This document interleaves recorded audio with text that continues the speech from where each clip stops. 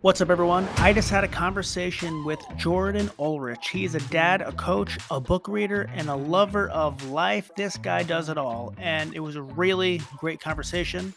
I thought it was an amazing conversation. If you enjoy it, hit the subscribe button and the notification bell to stay up to date on more videos like this. More are coming down. I hope you enjoy.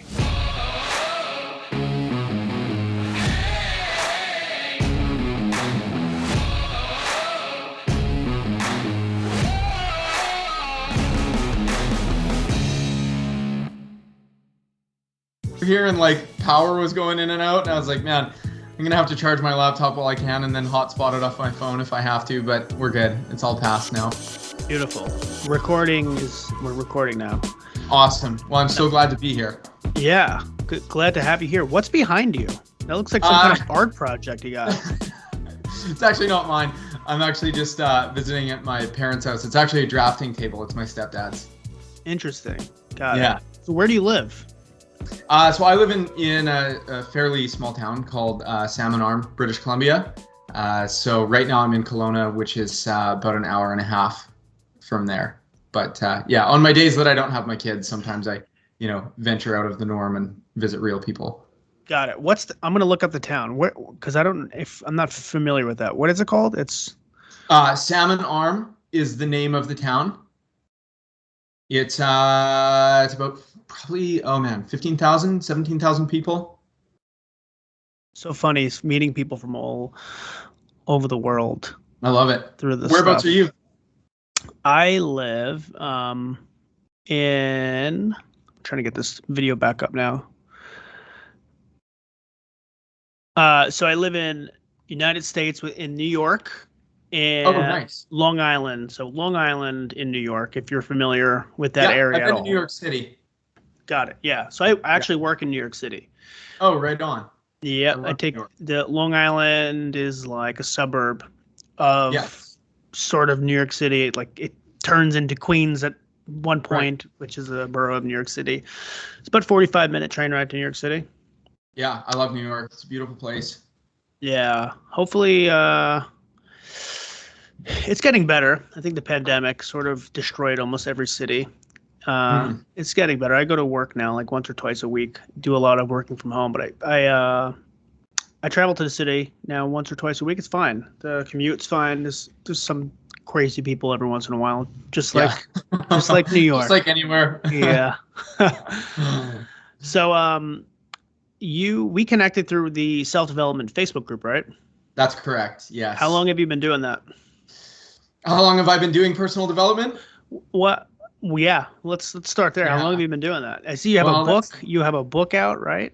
Yeah, I have a digital book. Yes, I'll be happy to link it to you for sure.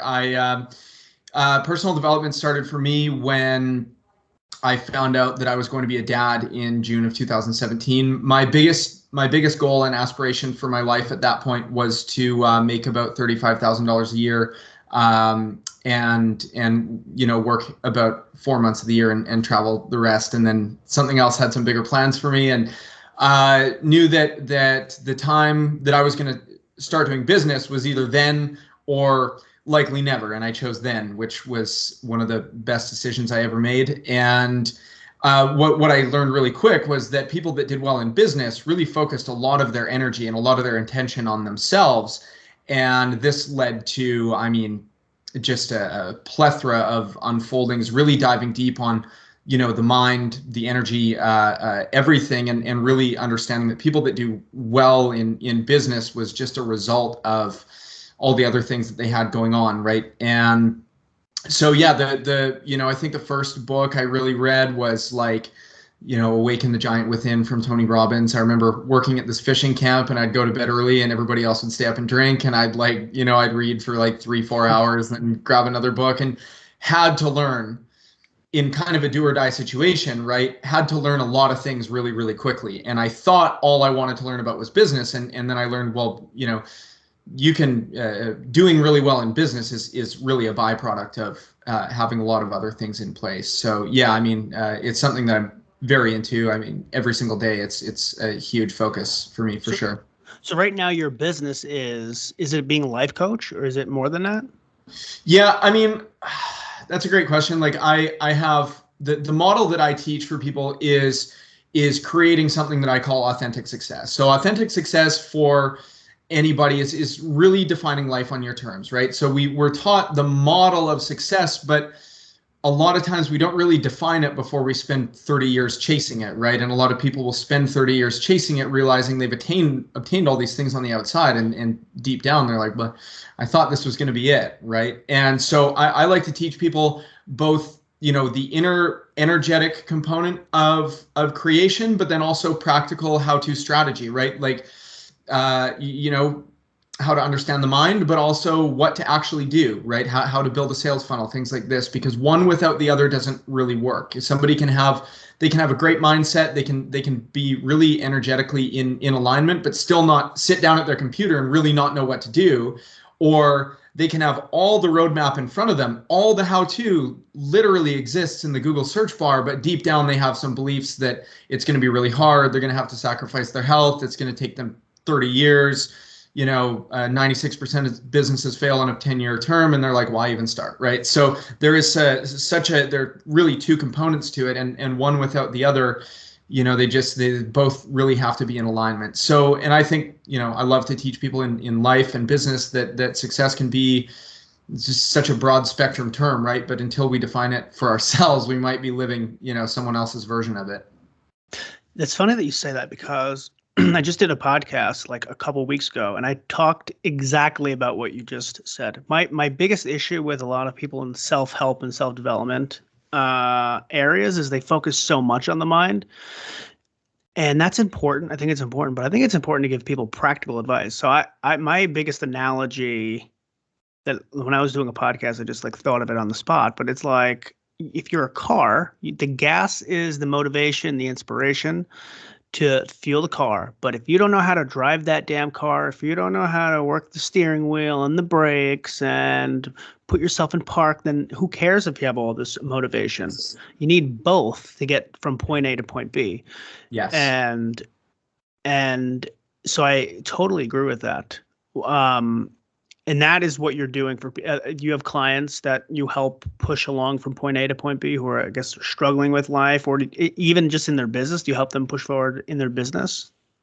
That's a great question. I have kind of three avatars inside of my business. I mean, I help a lot of people that are just starting out in, when COVID started for me, it was a quantum leap from offline business to online business really, really quick. Everyone had that experience. Everyone I talked to. So it was like the 2020 experience was learning online business. So, slowly people started reaching out to me being like, hey, could you help me launch my program? Could you help me do this? Could you help me do that? And so I just stumbled into, business coaching and things like this on side. And then kind of the second group of people that I serve are a lot of coaches, a lot of healers, a lot of practitioners, people in that realm that are kind of stuck in the one-to-one model, and they don't know how to scale. And then kind of a third group would be kind of higher level entrepreneurs typically that really need help with the energy work, that their cash flow is no problem, but they're a mess on the inside, right? So I'm obsessed with the subconscious mind. Teaching someone, if you can change the program that's going on in the subconscious mind, you can change, everything, and you can change it really quickly. So, a lot of people that I do end up working with, they're very successful on the outside, and can't figure out why they can't break through. They can't go to the next level. They can't take a moment to be happy for themselves. So and I enjoy all of the work. So, just knowing who I serve, like there's a lot of work that I turn down because it's not in alignment, but definitely, again, practical strategy mixed with, kind of the mind and the energy component of that. Do you feel like you're more practical than others, like in this space? Like I feel like me talking to you, you feel like a really down to earth person. I feel like what you say is like what you mean. And then sometimes when you talk to someone who's too up there, it's like hard to really understand what they're saying. They're talking like, I'm not saying these are bad things, but they talk about like your spirit and your modality, and those are all important things. But sometimes to someone who's just like a regular person like me, like I don't know what the hell you're talking about when you start saying modality. I'm just like, I need to set my mind on something. I need to be goal oriented. I need to go tackle this. I need to put my money in the right areas. I need to be smart about what I'm doing, wake up every day and hustle and not be afraid of failure. And I don't know, sometimes people get too into the theoretical stuff and spiritual stuff. I'm not saying that's not needed, and I think that's probably important for some people. But talking to you, you don't seem like you're too much into that. It seems like you're a very down-to-earth, practical person. That's funny. I would say that I spend probably 80% of my work on that stuff, and probably 20% on the practical. I feel for myself, I have a philosophy that really the quality of your life is governed by the quality of the emotion that you feel on a day-to-day basis. You can have tons and tons and tons on the outside and really be struggling on the inside. And then, I travel to third world countries and you see these people, it's like, man, these people don't really have that much, but, deep down they're incredibly fulfilled. So, that's a great question.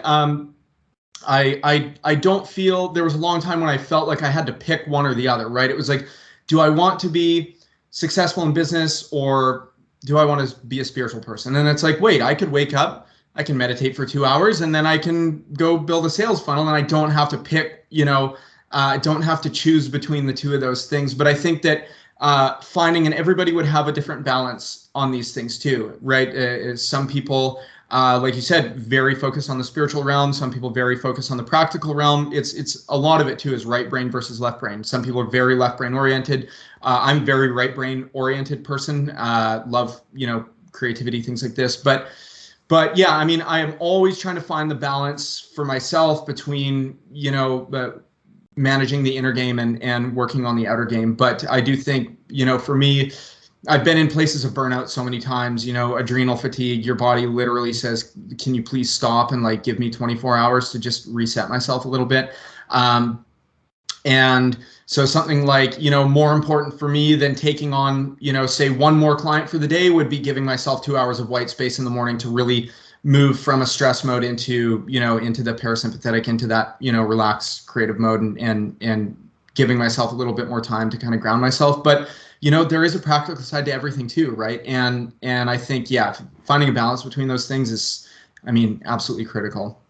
It is important though. I'm not saying it's not important that side, because I think when you say subconscious, at least if maybe 10 years ago, you would have lost me. You said, what are you talking about? Tap into your subconscious. But then I read a beautiful book. It's called Think and Grow Rich by Napoleon Hill. Not sure if you ever read it.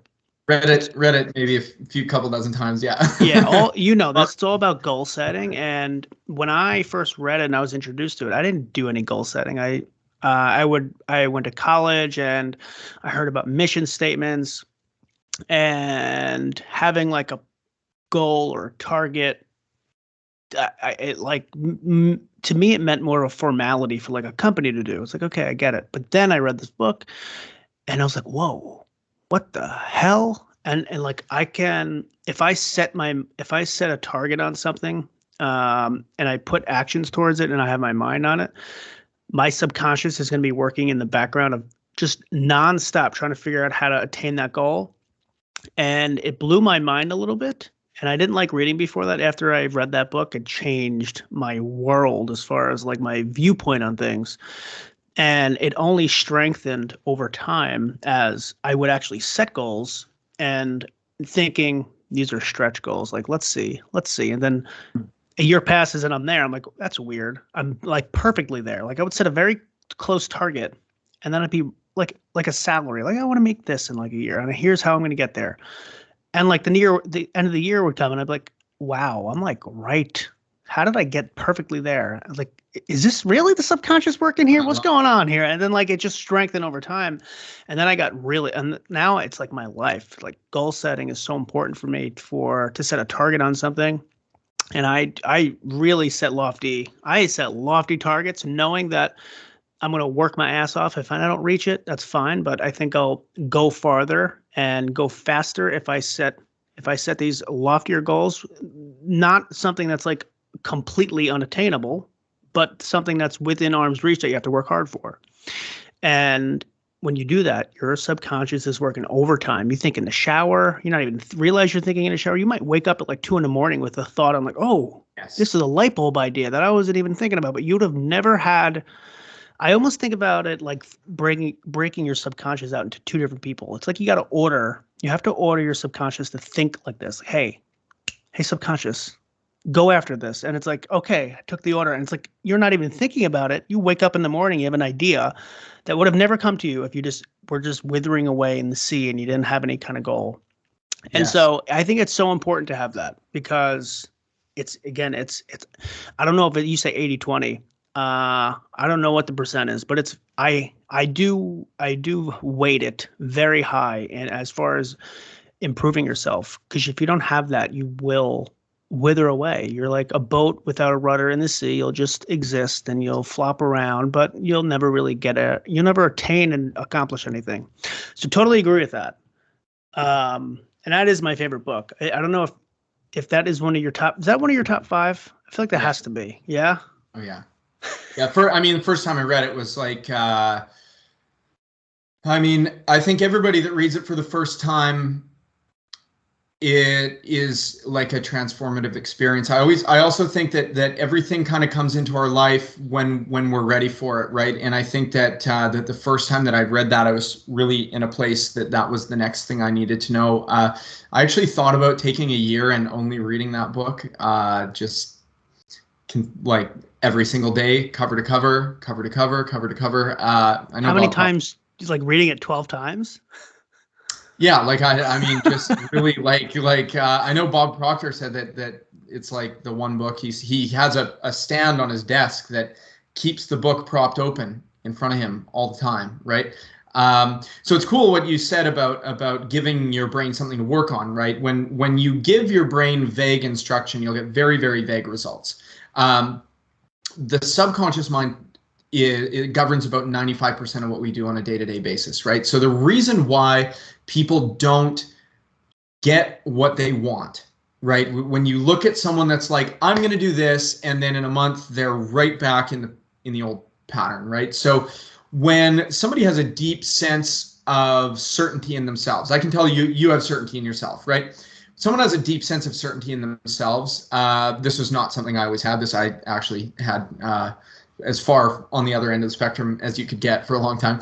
But when you have a deep sense of certainty about a goal that you set, that I'm going to do, the reason to get there is way bigger than the reason to stay stuck where I am. And the subconscious mind takes the goal in, okay? If you can imagine, there's like a little doorman that stands the guard between the conscious and the subconscious, what they would call the analytical mind. And he's always sifting and sorting. Yes, this lines up with what I believe to be true. No, this is not. Someone consciously says, I'm going to make $1 million in the next year. And they're trying to use 5% of the conscious mind to override the 95% conscious program that says there's just no way this is ever going to happen, right? But there are methods, modalities, there are ways that to impress upon the subconscious mind that the goal that you want to set is safe to achieve, right? Because anything outside of our comfort zone is perceived danger, and we are wired first and foremost for safety and familiarity. So if something is deemed as a potential threat, even though consciously we know it would benefit us, right? Going to the gym, making more money, new relationship, all these things, it will actually hold you back, and it will try to steer you away from taking action towards it because it sees it as a potential threat. It's something that's unknown. The brain does not like new things. It likes things to be the way that they always have been, right? To spend less energy, avoid any potential danger. But there's part of your brain called the reticular activating system, and it's basically filtering in only things that line up with what you believe to be true or what you're looking for. So let's say you get a new car, right? This happened to me. Last year, I bought a new truck. I was so excited. And then I'm driving around, I'm like, does everybody have the same truck as me, right? And it's like, they didn't all just buy them on one day. They've always been there. My brain just was not tuned to be looking for them, right? So it's a perceptual filter that is filtering in what lines up with what you think about often, what you see often. So if you are constantly reviewing where you want to go, especially before bed, when we slip kind of from high, mid, or low level beta into alpha brainwave state, and our brain becomes more suggestible, when you're constantly reviewing where you want to go, you're literally giving your brain a job. You're giving the subconscious mind a job in which it can then express itself through action, which is something that as soon as I learned it, I was like, if I spend a lot of time training the mind, then it becomes the driver, right? And you'll find yourself doing things that's like, that you're like, oh my God, I never thought, like you said, with, you set this thing and then time goes by and you look and you're like,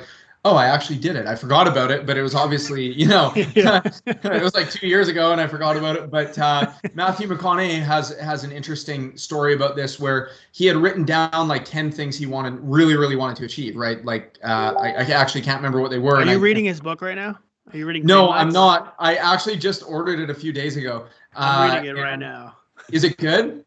It's actually pretty. It's a Matthew McConaughey in a book. Like, it's just, Yeah, I really he's a like very him, so I think I'll unique like character. Yeah, I like him. It's just, yeah, it's interesting so far. I'm about halfway through it. It's pretty cool.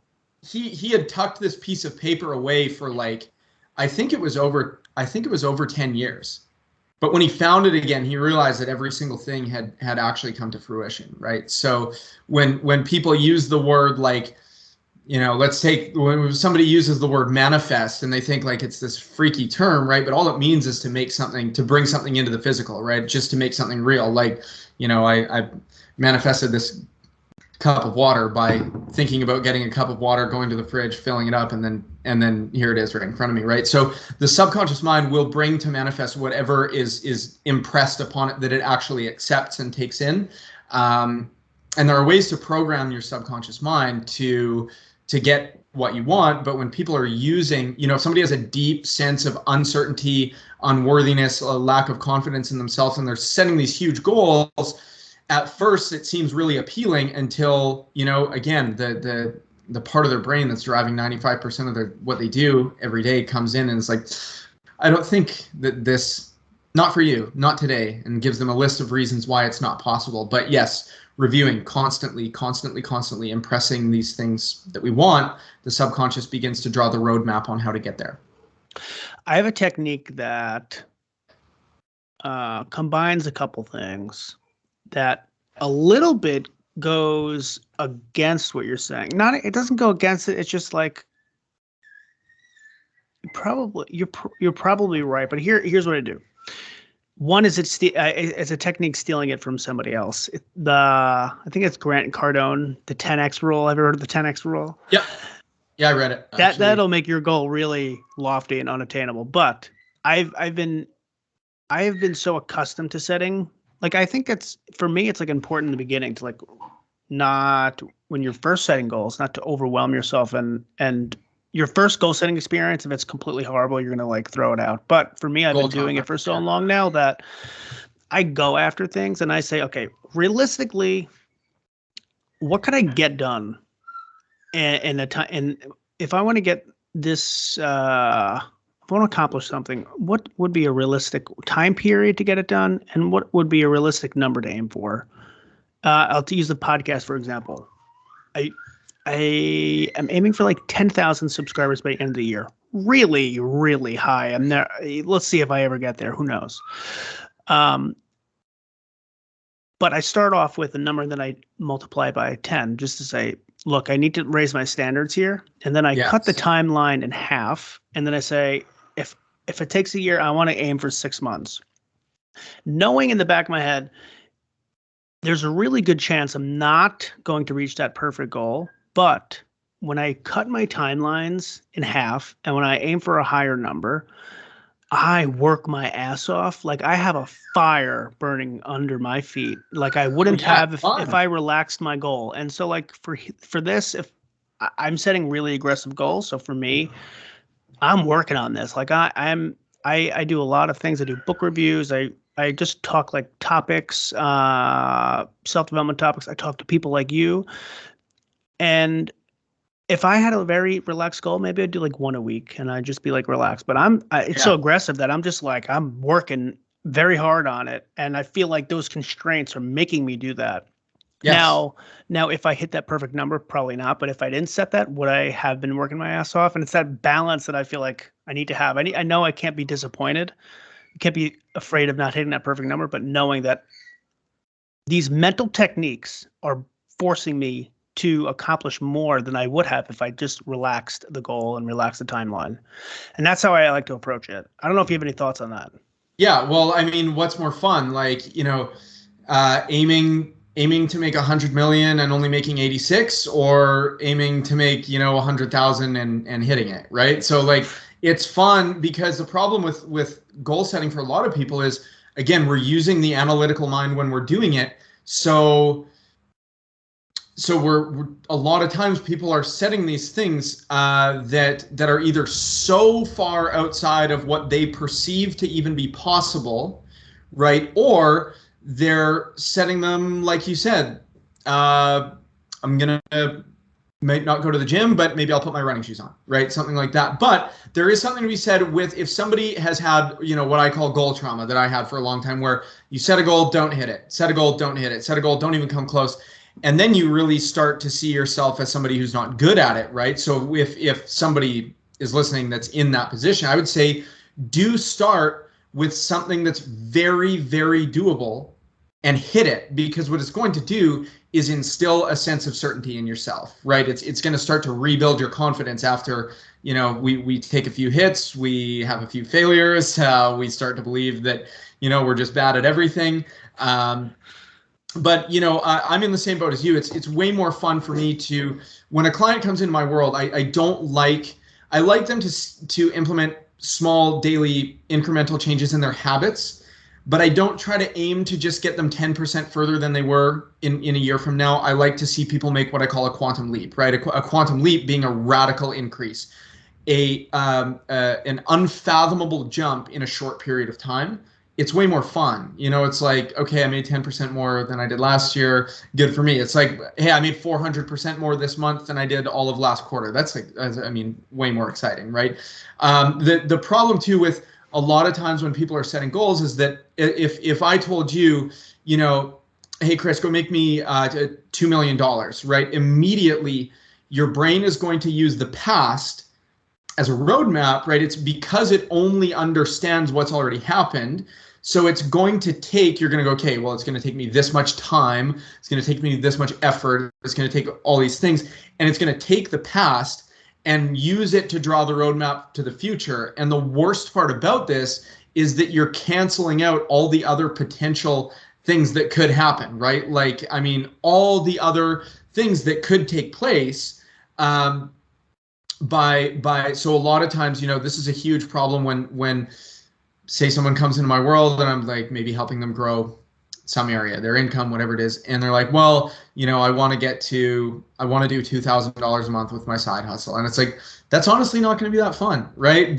But they're using the past to be like, okay, well, this is what I'm capable of. This is what I've achieved so far. So therefore, it's going to take me this much time and this much effort and this much stuff to do this. So I like what you said about like, collapse time, radically increase the result. It's way more enjoyable, even if you don't get there. It's not even the obtaining or the getting of the thing that's fun. It's literally the development as a human on the way, right? Like Jim Rohn says, like, set a goal to become a millionaire, not because of what you'll get, but because who you become in the process, right? So yeah, I like everything that you said about really stretching yourself, because our potential is unbelievable as human beings. You look at what we've accomplished. I was watching snowboarding. My son, like he's like 2, and he's crazy obsessed with skateboarding and snowboarding. So like watched reruns on YouTube, and I'm like, I watched someone do like a 1980, like 1980 degrees of rotation in the air, and I'm like,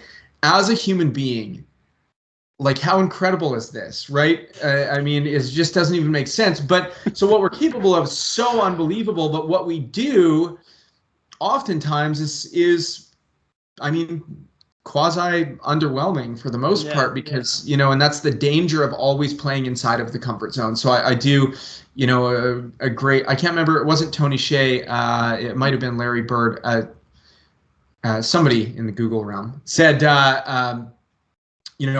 what would it take for you to achieve your 10-year goals in the next 6 months, right? That's something I literally repeat that in my head all the time, because it makes you, and when you give the brain an open-ended question with infinite possibilities where there is no right or wrong answer, when you say, I couldn't do that, you're literally shutting it down. It just goes, okay, no big deal. We can't do it. Yeah, I know.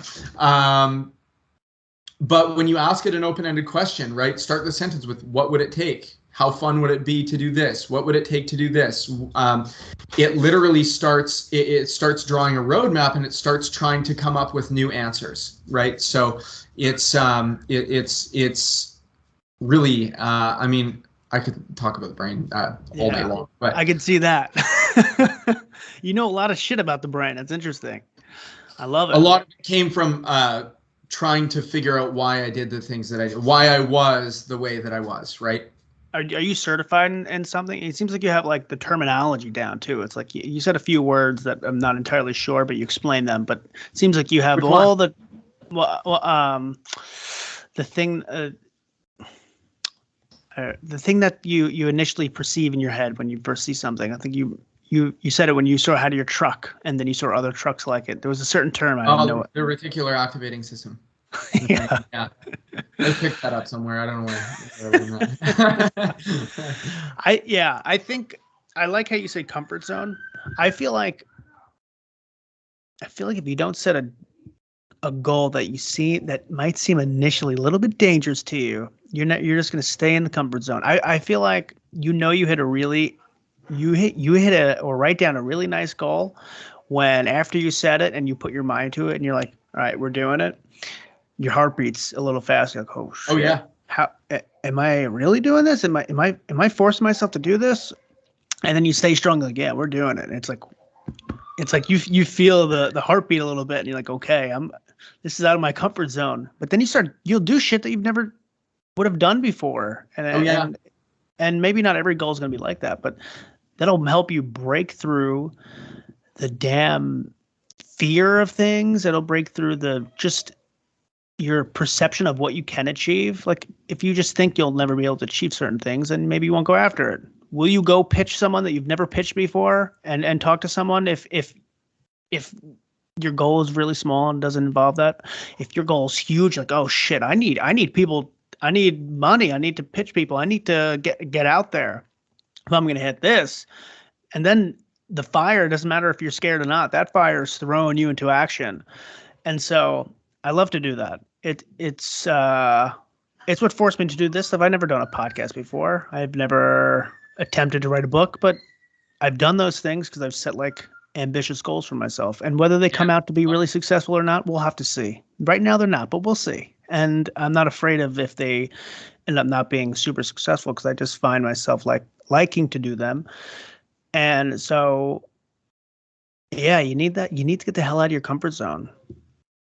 Oh yeah, you do. And I mean, like what you said, so if we really analyze what you said about, you think about it and your heart starts beating fast, right? Okay. So what that is literally an emotional charge in the body, right? It's actually when your heart starts to race a little bit like that, and you had this perceived, this new thing is like, it's big, it's outside of what's comfortable. And again, anything that's outside of what's comfortable becomes perceived, can be a perceived threat, can be perceived danger. So one of my favorite things to teach people is actually how to drop the emotional charge in the body so that they can start seeing the big thing as the small thing, right?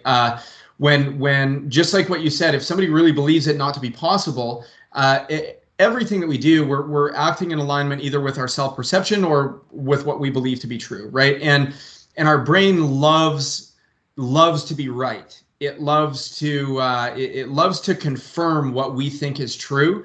So again, the same part of the brain goes out and seeks out things that we think are true and then confirms them back to us, even though they're not true, right? So somebody has a deep-rooted belief that money is like really, really scarce, really hard to make. I mean, I can tell you this because I lived like this for years without even knowing it, right? They're always going to seek out situations that are going to line up with that belief, and they're going to neglect, they have this amazing opportunity comes up, doesn't line up with their idea that money's scarce and hard to get, so they're going to actually push that away. And then every time they're struggling, the brain goes, see, I knew I was right. And they're like, yes, we get to stay stuck for another day, this is awesome, right? But if person B has a deep-rooted belief like, God, money seems to come everywhere. I mean, we all know people, they're not that smart, but like, God, they're crushing it. And it's like, they're just wired for it, right? They have zero resistance to it. There's no part of them that thinks it's hard, that thinks it's challenging. And So they have a deep-rooted belief that like money is really plentiful. It's abundant. There's more than enough of it, and it's really not that hard to come by. That person's always going to have enough, and even if it gets taken away from them temporarily, they're going to accumulate it again really quickly. A, because they got there the first time, but B, because in their belief structure, which is formed between the age of 0 and 7, which we can talk about in a sec, but is in alignment with their belief system, is really in alignment with the idea that like, yeah, it's really not that hard, right? So it's one of the first things I try to get people to do is really shift their beliefs that they have around the things they want to do, but really shift their self-perception. This is why, over 80% of New Year's resolutions don't follow through, because somebody sees themselves as someone who doesn't work out, and then all of a sudden they're like, I'm going to do it every day, and by February 15th they're like, forget it, this isn't me. It's way easier to get back into my old habit, right? It's like your beliefs are like the crabs in the bucket, and they're always trying to pull you back down, right, into what's safe and into what's familiar. But if you can shift the belief and feel, Tony Robbins says that the belief is something that we feel a deep sense of certainty about in our body, right? So, back to what you said, somebody has this deep belief that it's really not possible. Their likelihood of taking action on it is unbelievably low, right? Yeah.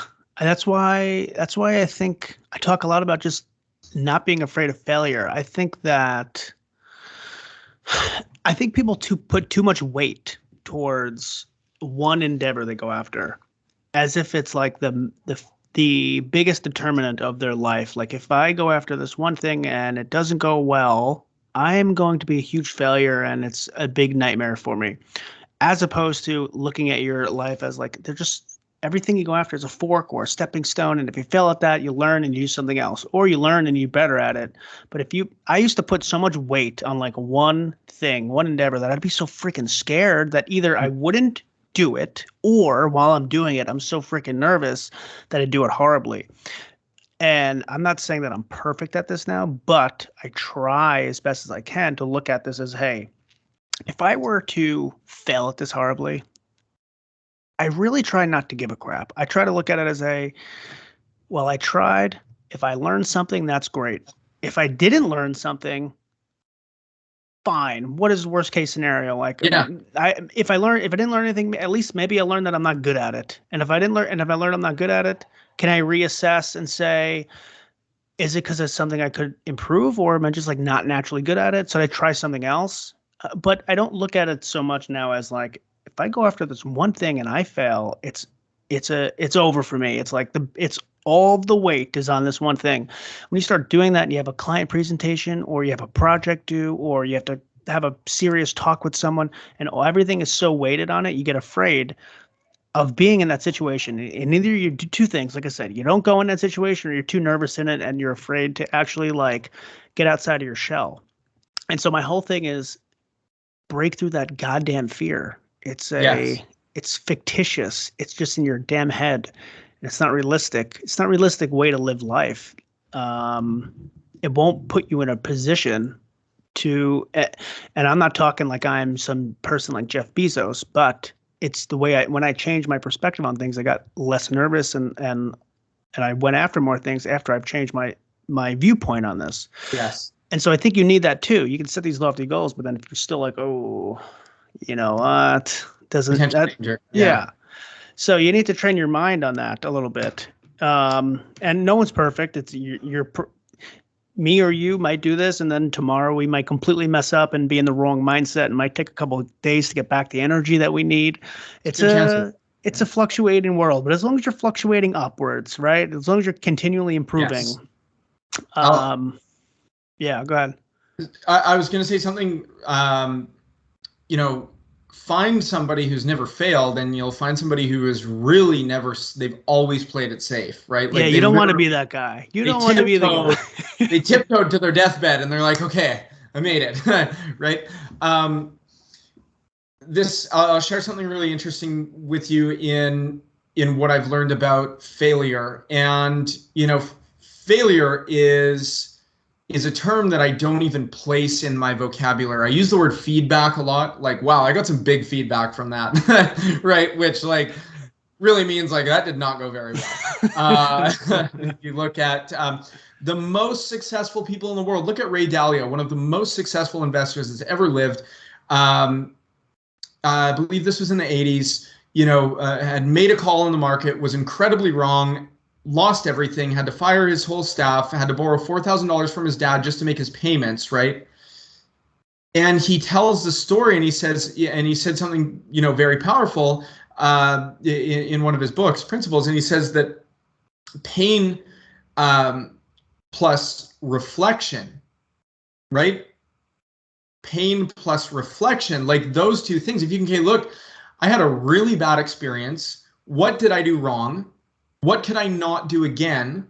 And how can I carry that forward? And one of the most important things, or one of the biggest realizations that I've had with working with a lot of clients, and on both on a personal level or on a professional level, is that, and this was true in my own life for a long time, but when somebody has a deep, deep fear of failure, if we were to go back and really dial it down to the root cause, right? So fear of failure is the surface level problem. I don't like treating surface level problems. I like treating things at the root so that they don't come back, right?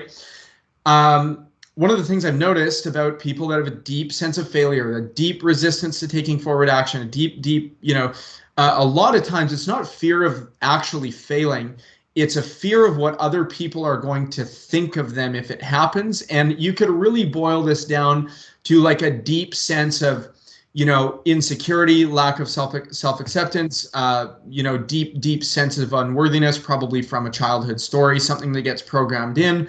Because think about it, if you're completely secure with yourself and there's no part of you that really cares what anyone else is going to say if you fail, you will literally go for everything because it doesn't matter. You're not looking outside of yourself for some false sense of, external security, validation, praise. It doesn't matter what people, I used to care what everybody thought, right? So I was scared to do anything that might disrupt anything, but you're never going to please everybody. And the more secure someone can be in their energy, and the more secure somebody can be with themselves, by themselves, and the more of a sense of wholeness somebody can walk around with, the more risk they are going to be willing to assume, because they no longer need anything from anybody else.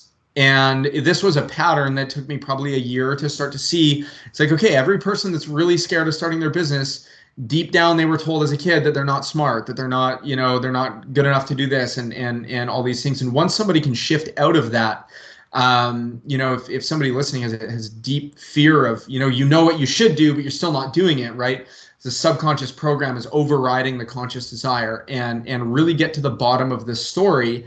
And a lot of times when people start to move into a place of certainty and confidence and security for themselves, they really let go of caring what other people think, and they take actions that are, 100x what they were doing before, because they've let go of the fear of not just failing, but what other people are going to say about them if they did. Yeah, it's like you need that. You also need that like ability to not take yourself so serious, I guess, be like self-deprecating in a sense, and also like feeling the humility. If you did something like an idiot, like, oh, I really bombed that, like, yeah, I'll do better next time, but yes, I might have sounded a little stupid. Who cares? Like, do you expect me to be perfect every minute of my life? Give me a damn break. What if I put you up in that situation 15 times? You think out of the 15 be perfect?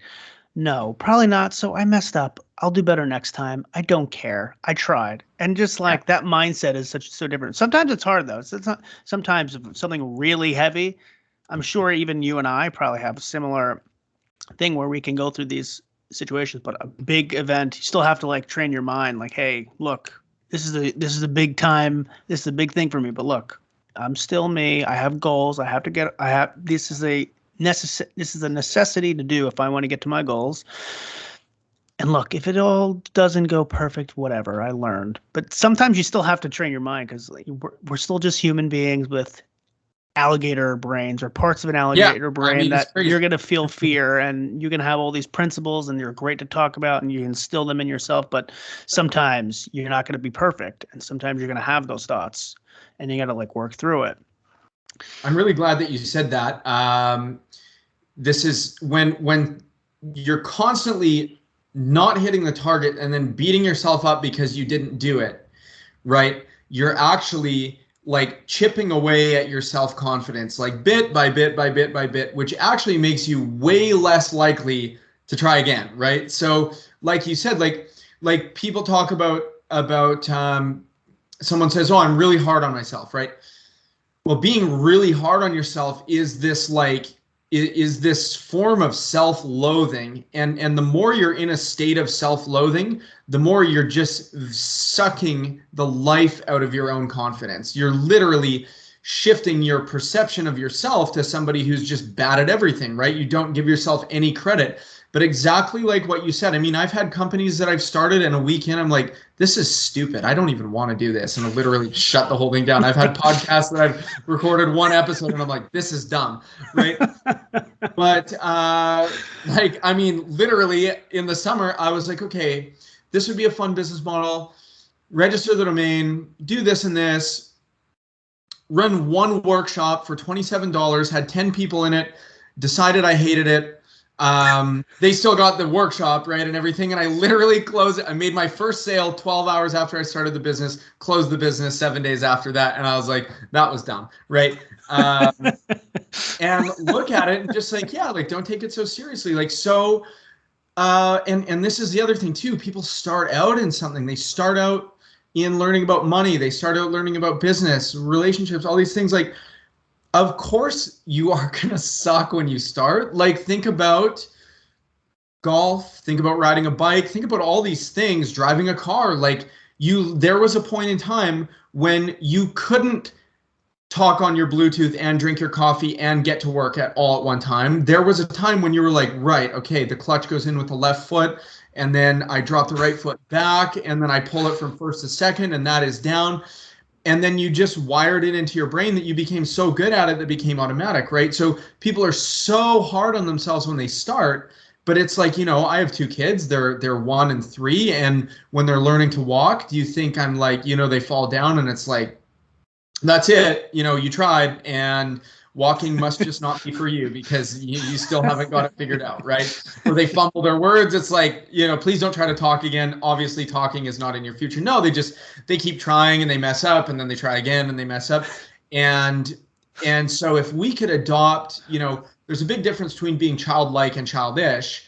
And I've heard somebody who I've been fortunate to have inside, some of their programs and things, a man named John Assaraf. And he talks just about how, basically returning to that, look at the way that children set these goals that are so incredibly unattainable. They have no resources or means to achieve it, but they literally give every single thing that they have to do it, right? Like they say things and they do things that we would consider completely outlandish. Are you saying, right? Like, if someone says, I want to be an astronaut, like a kid saying, I want to be an astronaut, or are you saying something else? Yeah, no, exactly. Or a kid that's like, I mean, my daughter says the craziest things, like, or attempts just the most insane things sometimes, and like tries to carry my suitcase up the stairs when it's like as tall as her and like weighs twice as much as her, right? And she's like, no, Dad, like, I got it. I like don't help me. I have this, right? And you're like, well, you don't, but I'm gonna let you keep trying, right?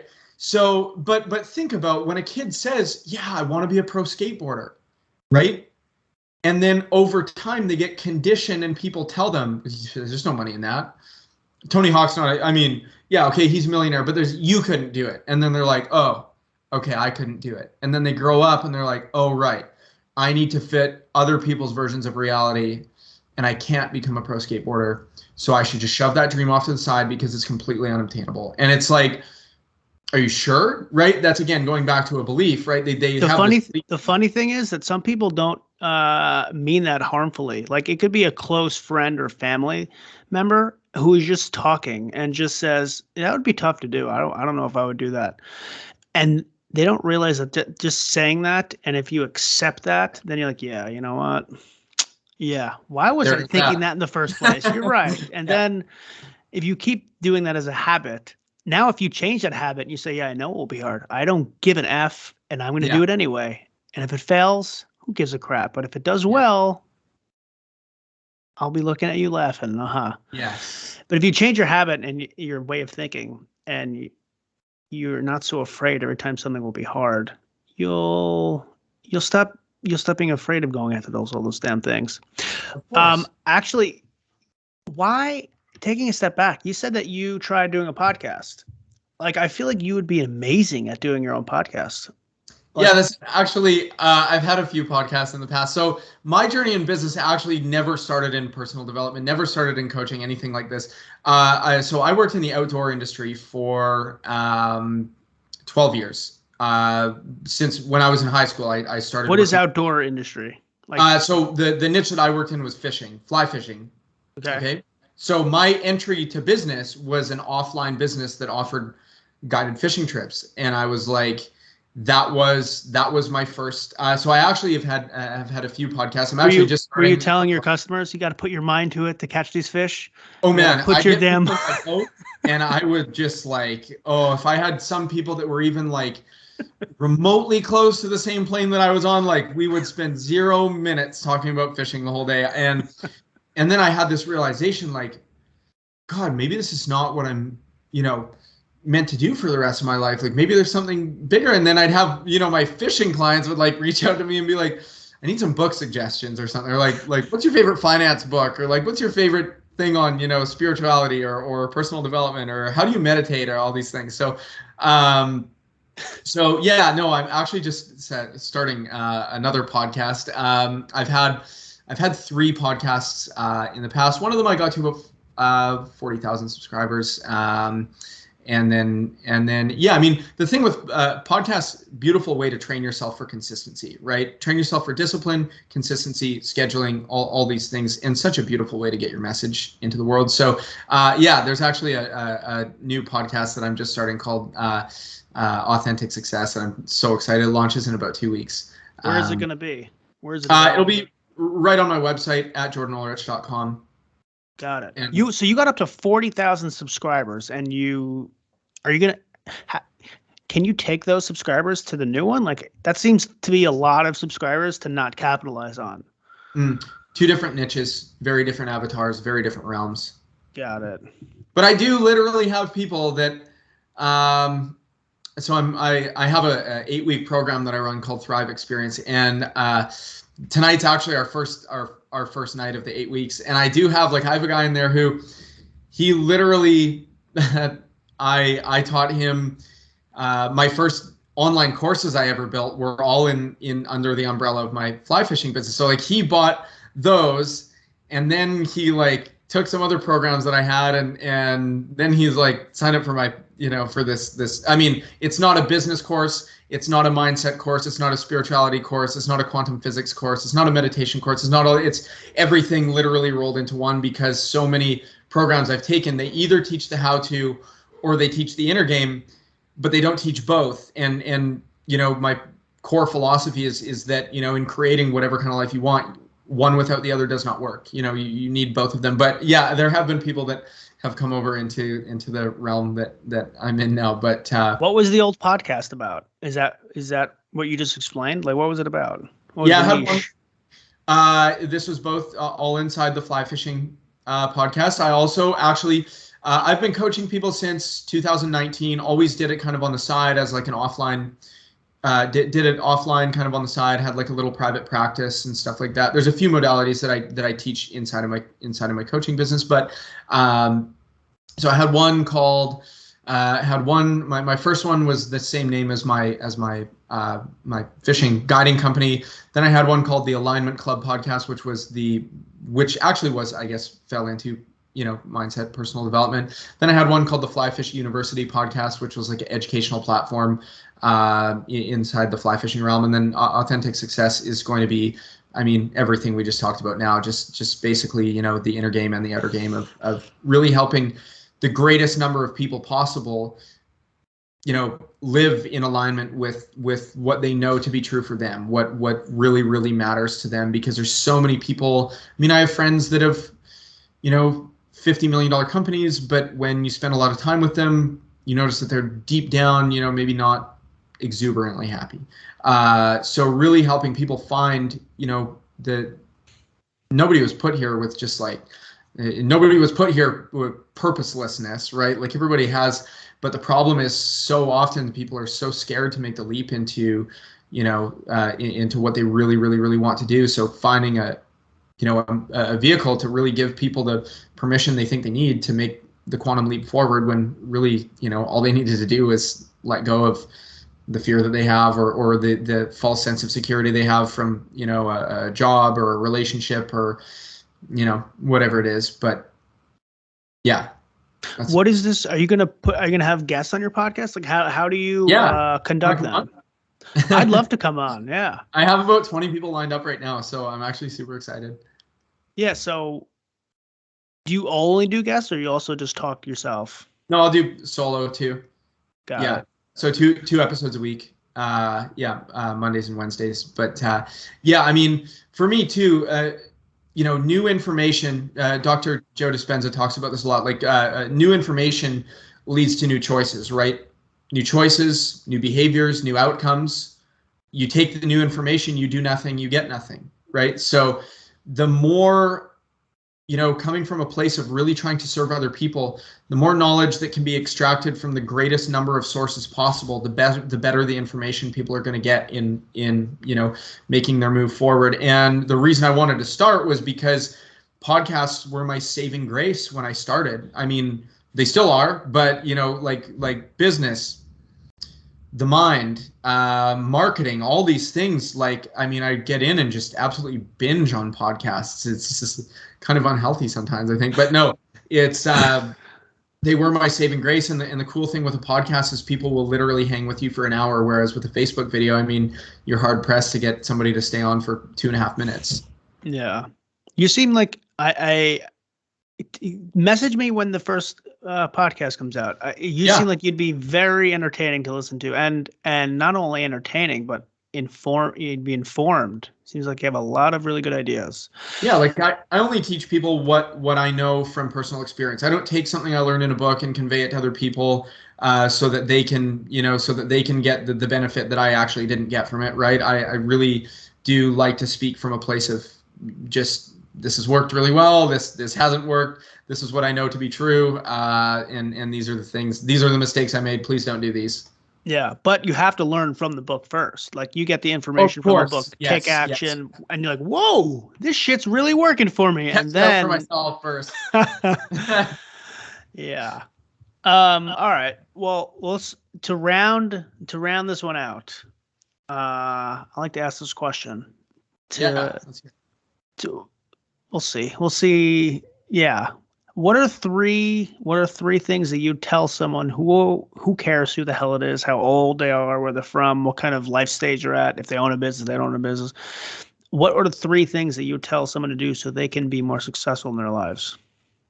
That's such a beautiful question. The first one, this is an exercise that I get every single client I've ever worked with to do. And the model that I teach, what I love to call authentic success, which is success on your terms. Number one is answer this sentence. I will know I'm successful when ... fill in the blank, right? Until somebody has a clear picture, they will always be giving themselves very, very, very vague instruction, right? And their version of it will change. Just like I said, my version of success at one point was make the bare minimum, travel as much as I can. That was great. I didn't have kids then. It was a perfect model of success for me, right? It will change in time, and you have to give it permission to change. But from this point, okay, I will know I'm successful when.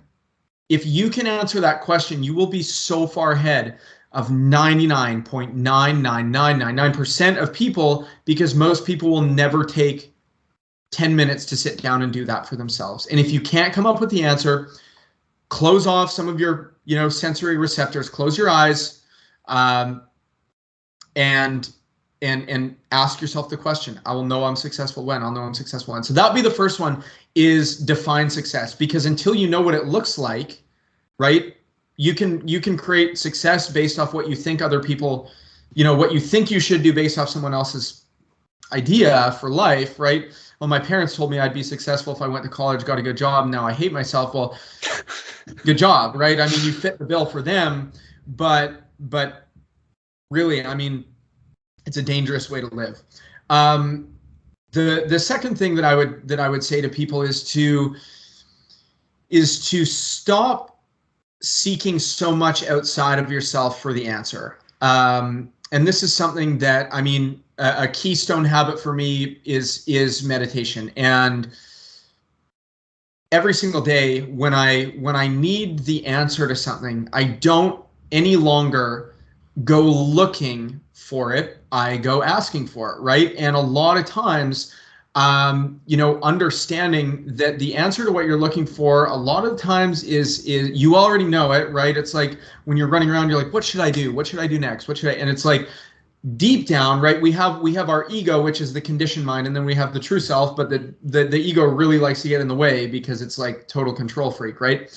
When you can get quiet and actually break the barrier to the analytical mind, drop your brain waves down into an alpha or theta level state where you become suggestible to new information, you'll find that the answer is incredibly clear and it's right in front of you every single time. But it comes with understanding kind of how to follow your own, we all have an inner GPS system that's trying to lead us where we want to go, but a lot of times we're way too stubborn to listen to it. So number two would definitely be to seek more inside of yourself for the answers you want. And the third one would definitely be only compare yourself to the yesterday version of you, right? Because so often we look at someone else's success and then we feel a deep sense of separation because we don't have it. Then we feel a deep sense of lack. Then we feel a deep sense of unworthiness. And then it's like around and around and around it goes. It's like the self-loathing cycle. It's really terrible. But if you can continue to ask yourself, am I 1% better than I was yesterday? Did I do, we're always doing the best that we can do or the best that we know how to do based on our level of awareness and the information, and consciousness that we have at any time. So a lot of times people beat themselves up and then they look back in a few years and it's like, well, if I knew a different way, I would have done it, right? I was just going off what I had. So, I think that's, that would be number three for me, because when you are constantly comparing yourself to other people, you'll never feel fulfilled. There will always be someone that has more than you. There will always be someone who has more perceived success. So base your success off of your internal state, right? Success to me is a feeling. It's not abundance, success, all these things are just emotional states. They're not things, right? Because if I say I'm successful when I have this, and then I get it and I go, okay, thank God, I made it, I'm successful, and then that gets taken away. Do I get taken away with it? Like, does success get taken away? Like, obviously not, right? So living from a place of understanding that, measure your success based on how you feel. Like, measure your success based on the yesterday version of you, and also understand how to release the past a little bit, because people really, when they, this is again goal trauma, they set a goal and immediately the brain the voice in their head says, yeah, but remember in 2013 you tried this thing and you sucked really bad, so please don't try again, right? And really learning to forgive your past, really learning to move through your past. And again, this is more the energetic work that I like to do with people a lot. But ironically, when they do this work, a lot of times they find their business, starts to catapult because they're making change at the place where it happens first, which usually is inside the body and inside the mind. I love it. Jordan, it was an absolute pleasure to talk with you. Very easy to have a conversation with you. I look forward to hearing that podcast of yours. A lot of good stuff, I would assume, is coming down the pipe. I appreciate you coming on. Have a good rest of your night. Please send me any links to your website so I can put that in the description of the post when I do the post. Anything that you have. You got your digital book. I'm sure all this information plus way more is in your book, and so people can read it. So send me all that stuff. I'll put it in the description. And appreciate you coming on here, my man.